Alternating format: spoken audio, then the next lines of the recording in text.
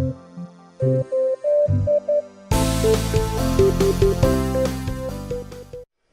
my name's SassyyDragon, and today we're going to be talking about chronic fatigue syndrome symptoms. God, I nearly messed it up there, but we're okay, we're good, we're hanging on. So this is a bit of Kill Confirm gameplay in the background, Black Ops 3, and before I start, threw that intro together. It's not the best, made the music really quickly. Probably took me about an hour, but you know, it does the job, so I hope it's okay for everyone. Right, chronic fatigue, tiredness. You're always on a scale of tiredness. You can either be extremely tired, where you can't keep your eyes open, you know, you want to fall asleep basically, or you're mildly tired, which is usually where people are when they're doing their day-to-day sort of thing, where it's you're tired but you can cope with it, you know, you feel a bit shit but you gotta deal with it. But saying this, sleeping doesn't help, okay? Whereas it refreshes your energy, it doesn't really help in getting you better. If I could sleep straight for a month and get better, then hell yeah, I'd sleep straight for a month. But it's just not a thing. It's not, unfortunately, it's not a cure. So I do a lot of things on a computer, and I'm looking at a screen a lot. I'm playing my Xbox, I'm on my computer doing my A-level coursework using my music program, or I'm editing a video, or, you know, I'm just on my phone checking Twitter and stuff.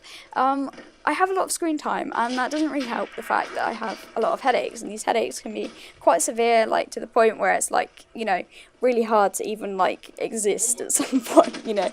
You're just like, oh my god, make it stop, it's horrible. So yeah, sometimes I can't sleep because of it. I have to take a lot of medication and stuff, and I find with the headaches comes the body aches. When I was a young lass, I used to, you know, do my 2 hours of PE a day or whatever the school curriculum is now, and I used to go out with friends and go on bike rides and stuff. So, you know, I was reasonably you know, in shape. But after a year and a half of not being able to do that, my body isn't the best. Yeah, it's kind of taken a bit of a break in being able to like do its job. So yeah, I'm hoping to change that soon, but yeah, unfortunately I get a lot of body aches, so I have to take medication for that to help the headaches, the body aches, to generally go to sleep, which is kind of weird when I complain about being tired all the time. Anyway, right, memory fog. Memory fog is a thing where people think, oh, you can't remember something. No, you can remember something. It's just the fact that there's a sort of mist where you can't pick out the information. So it's really hard when you're doing schoolwork, but there's not a lot you can do about it. So you know the information's there, but you just can't get to it, which is really annoying. And then at 11 at night, you'll be like, oh yeah, that was the thing I was trying to remember. So also a huge contributing factor is anxiety. I have a problem with anxiety. We're not friends. I kind of feel like I'm admitting defeat when I say, yeah, I have anxiety, because I don't know, it just makes me feel like I'm weak in the mind, which I guess I am really, but you know, it's a horrible, horrible thing. And lots of people experience it, too many people in fact, which is one of the reasons why I'm starting YouTube, because I want to create a community where people feel like they are valued and they don't have to be, you know, getting worked up to talk to someone.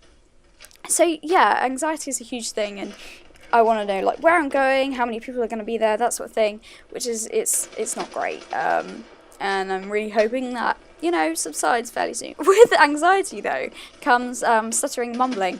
As you can tell, I say a lot, and now I've just twigged that I'm saying a lot. I'm going to be saying a lot more. Yeah, that's the thing. So yeah, you mumbling and you're stuttering because you can't pick out the information because of the memory fog. Sometimes you got a headache, so it's really hard to actually get your words out and get stuff, especially if you've got anxiety and you don't know how to say it or what to say really. So yeah, you find it really hard to walk distances and stuff because you're inside a lot of the time and you're sat down because you're tired, so your legs aren't moving a lot. Comes back to the whole body ache thing. But you get really like, oh, you can't move, you know, you get really tired if you try and walk anywhere or whatever. And I love to go out with my friends, don't get me wrong, they're like the best people in my life at the moment, but I can't go out and they want to, like, you know, go to the park, and then they want to walk down to the shop, and then they want to walk back to so-and-so's house, and I'm just like, no, please. So yeah, it's a thing. You have to just kind of get over it and find a way around it. Like, I've got a moped now, so that's how I found my way around it. Now, a few of these symptoms I didn't really remember till I looked them up again, because, you know, people suffer from different things. So stomach pain, I forgot all about this really. When I was first diagnosed, I had a lot of stomach pain, and I was on a bit of medication for it and stuff, and in the end I realised I was allergic to Sainsbury's Coca-Cola. Yep, just that brand. So it was kind of weird, but I think it brought it on because I was unwell, so, you know, your entire body's like, no, I can't cope. So yeah, stomach pain's a thing. Cold symptoms, I get it quite a lot. Sore throats, I wake up nearly every morning with a sore throat, which is, you know, great for starting the day. And sometimes I'm more susceptible to colds, which really annoys me as well. And I'm going to guarantee in this winter season I will get a cold. So yeah, I'm quite glad I get the flu jab, because I don't think I would be able to cope with the flu at all. Now, also a thing that comes in a sort of a vicious cycle from not going outside and stuff is the fact that you are susceptible to light and loud noise, and I'm really susceptible to light, because if it's really bright lights, I'm like, oh, I can't do this, and then I get a headache, and it's not fun. But yeah, people can be susceptible to loud noises, obviously with headaches. I really hate loud noises, so yeah.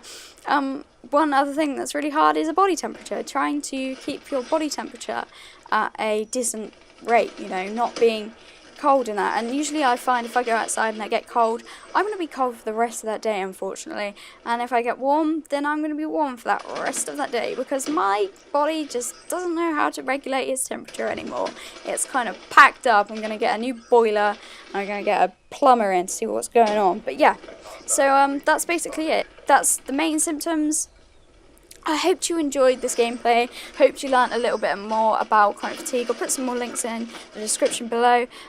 If you like to follow me on this campaign and help me start getting raising a bit of money and awareness, then please follow me on my Twitter, my Twitch. Hopefully I'll be streaming when my internet gets fixed. And yeah, subscribe, and I will see you all later.